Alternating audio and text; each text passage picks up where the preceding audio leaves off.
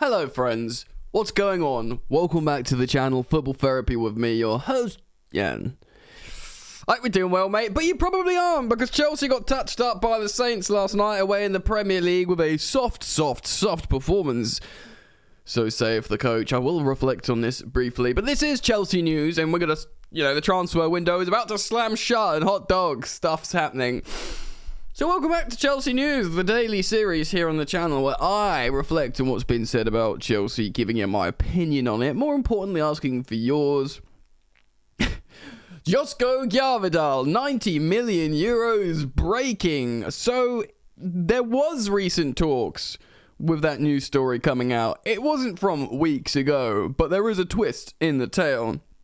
Chelsea could still sign Aubameyang, a wide attacker, whether it is the sensational deal of Neymar like we discussed yesterday, or indeed Zaha a bit closer to home. Of course, opinions will be fermented one way or another after that dismal loss yesterday in the Premier League. And we're going to get into all that today. Guys, thank you for joining me. Football happens to us, doesn't it? Drop a like on the video if you want to support me as a content creator. I appreciate all your interactions. Genuinely, my viewership. Thank you. If you like my content, feel free to subscribe if you want to. And if you choose to do so, hit the sweet bell. I do apologise for not doing a post-match presser, which of course is my new series here on the channel after Chelsea games. No, I didn't duck it because we lost, because the first episode was a 3-0 loss to Leeds. So, I'm going to be here, trust me.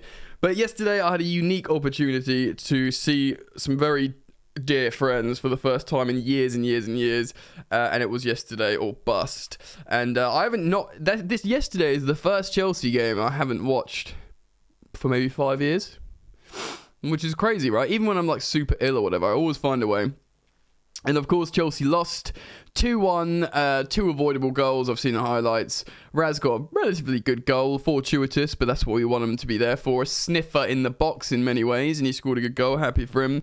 Havertz and Mount continued to have lackluster displays. I saw like a comp of Pulisic looking pretty poor, of course, played out of position on the wing-back position where he does not want to be playing, though regardless of where he's playing, you've got to still concentrate and apply yourself as a professional footballer. The Pulisic wars remain potent on social media. I logged into Twitter this morning to see what's going on, how people feel. The people are upset, understandably, emotional, reactional, as we're inclined to be after a disappointing loss and a turbulent time in terms of what's the team doing, where are we going, where do we go from here. But there's like a war going on social media between a group of Chelsea fans and like not necessarily other Chelsea fans, but the US men's national team, because obviously, understandably, they all follow Pulisic closely, and they all want him to leave Chelsea. Maybe it's best he leaves Chelsea. He's a very talented player, Christian Pulisic, but he clearly isn't happy. He didn't clap the away fans at the end of the game and went straight down the tunnel. After putting on that display, the team, after putting on that display to the travelling fans, you should absolutely address them. It's like minimum requirement. I don't know, and you've got his old man like doing the social media drama and stuff. I don't know, maybe it is time to because he's a good player, Pulisic, and he could be a star for a different team probably. It might work at Chelsea, but it's just looking very, very difficult at the moment. Let's move on and talk about some Chelsea news. Amidst all the nonsense and pain, Fabrizio Romano's tweeted some banging sensational news. Wesley Fofana has completed his first part. Not the first part, the final part. He completed the first part. Now the final part of his medical tests in New York. Understand everything's fine. No issues. And he's set to be unveiled as a new Chelsea player. Wow, FaZe will be the replacement at Leicester. Of course, huge investment for the new Chelsea ownership to buy Wesley Fofana. Very, very, very highly rated defender.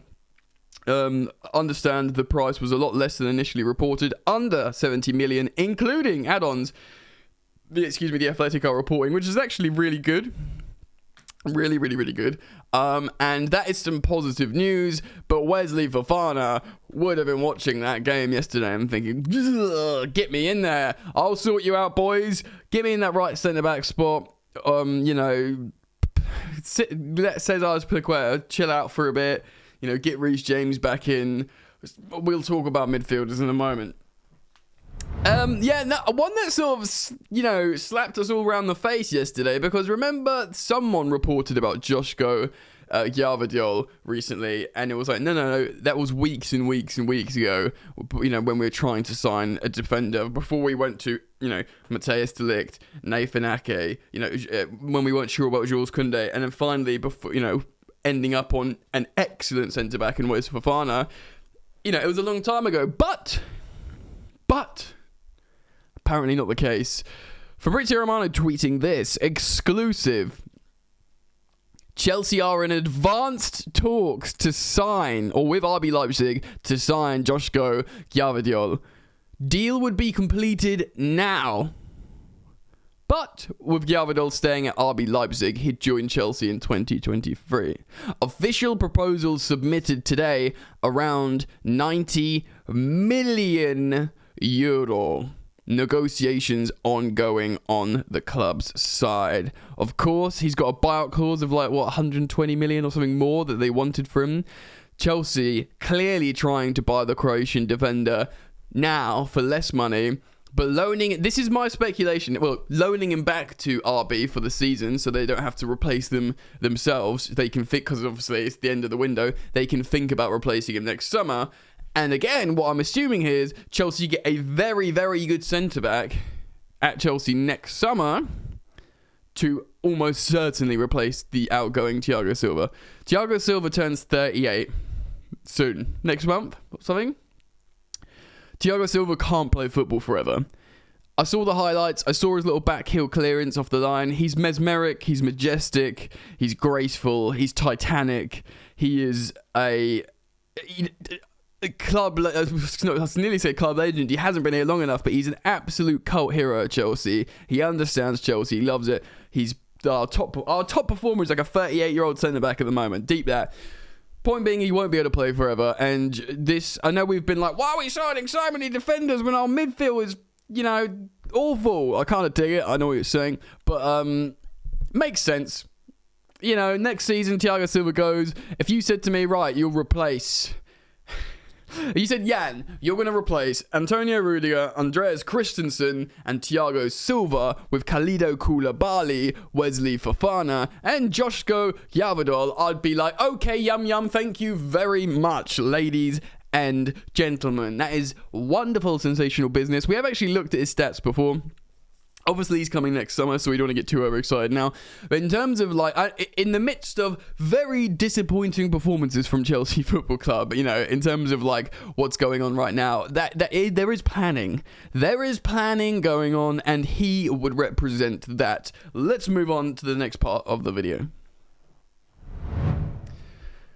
At Cy Phillips Sport on Twitter, a good aggregating Twitter account for Chelsea news. I'm going to be using Cy's page for a moment to look at some updates, some headlines. He's citing Ben Jacobs here, at Jacobs Ben. Quote, advanced negotiations are taking place to try and agree a fee for Aubameyang with Alonso included. Without Alonso included, so it's a separate deal. There's still a very strong chance of an agreement being reached. It's always been close. Of course, we've reflected on this story multiple times in the recent days, possibly weeks. Chelsea have been looking at Aubameyang. It became more complex, the deal. He came to the UK. Chelsea have gone to Barcelona. There's been many, many talks. Chelsea are trying to get this deal done, get it over the line. Aubameyang, to be honest, at this point, especially after a disappointing display yesterday, if you ask most Chelsea fans, right, get Aubameyang in now, put Havertz on the bench, or mount on the bench for a bit, pick one, put them on the bench for a bit, put Aubameyang next to Sterling. 99.9% of Chelsea fans will go, yes, please. Shake your hand, mate. Rip your hand off. Let's get him in. Score goals. Oh, my word. What can we do? Also, you have to think. Reece James has got a great... we are Reece James FC, by the way. and N'Golo Kante FC. You know, if Reece James can cultivate that excellent relationship with Raheem Sterling already, I reckon you could put the farm on him doing the same thing with Pierre-Emerick Aubameyang. You'd bet your bottom dollar. You know, he'll get in there and chancer. He's a chancer. Run into the box. Score goals. Now, this next one is a little bit sensational.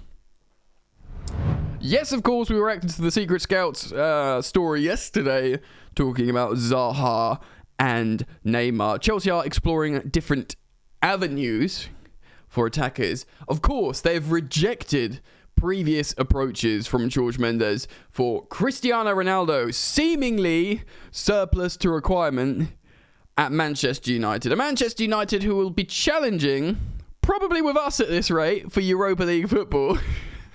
And they don't want to use him because they realise he's not conducive to success for them. So do we want that? I don't know. Ben Jacobs also saying it wouldn't remotely surprise me if should Aubameyang not arrive, if Jorge Mendes makes one last attempt to try and get Chelsea to sign Cristiano Ronaldo. Tuchel's position hasn't changed, but a loan move for Ronaldo would add instant goals. How do we feel about that? I just don't feel it's conducive to success moving forward. You know, we want this Raheem Sterling mobile attack. I'd rather just give Bruja a chance. And like, big up Cristiano Ronaldo. And loads of you guys will be Cristiano Ronaldo stands, like Ronaldo over Messi stands. And yeah, fine, I get it. They're two different players. Ronaldo's unique. He's built himself into this mentality monster.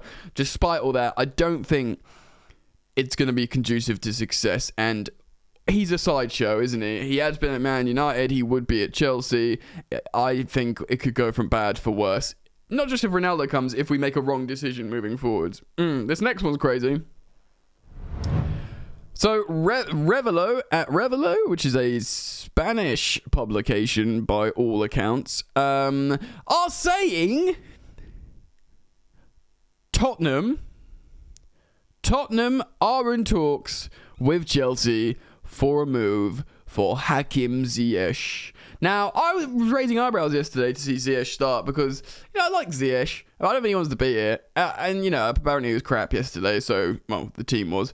But, I thought he was going to Ajax to replace Anthony, and he would made a lot of sense for them. So why are we starting him if he doesn't want to be there? And now, is he going to go to Tottenham? Tottenham? He'd definitely be a bench player there because they've got Kulusevski, Kane, and Son up front, and then granted their main rotational option as an attacker is Richarlison, but he's at the sort of hard work. Maybe they need that, so they've got the sort of shit house in Richarlison that comes on and helps see a game out and just presses and harries. But maybe if they're chasing a goal and they need someone to just come on and have creativity and play long diagonal balls from that right channel with a left boot, it would make sense to bring in Hakim Ziyech. Would he want to go there? I do not know. Final quote from Ben Jacobs. And again, I'm citing it from Simon Phillips. Zaha is more possible than Gordon. Anthony Gordon, of course, looking pretty good yesterday in a draw again. Is it against Brentford or Leeds? Scored a goal again. He scored 33% of his Premier League goals in the last 4 days. Thank you, Oily Sailor on Twitter, for handing out that statistic. Zaha is more possible than Gordon because their time is running out. Crystal Palace still ideally won't want to sell. Zaha is very open to the move, and that may help. One to watch right up until the final seconds of the window. Zaha, he was pissed off after that Palace dropping a point yesterday, conceding late. They got the goal, and he was like, "Why, man?" Like, he was clearly upset to the point where Patrick Vieira won't be happy with him making such animated comments about the team's performance. I mean, whatever, he's a passionate guy. Even though Chelsea at the moment don't look like the promised land in terms of seeing games out after scoring a goal. My word, no. But we do have loads of good defenders, and, we've got good players to come back in. Yes, it would not surprise me at all if Zaha would want to come to Chelsea. He immediately comes to a much better team that plays in the Champions League and ultimately wins trophies, and he gets to stay in London. That's all you really got to say about that. Boys, girls, ladies and gentlemen, What do you think? Comment down below. Let me hear what your thoughts are. Feel free to comment about the game, but let's also think forwards. We've got a day or so for the transfer window deadline. What do you think? I'm really keen to get your thoughts, feelings, and opinions down in the comment section below. Be kind to each other, friends. Thank you for joining me. Thank you for dropping a like on the video. Subscribe if you want to, mate. Enjoy the football. See you very soon. Peace.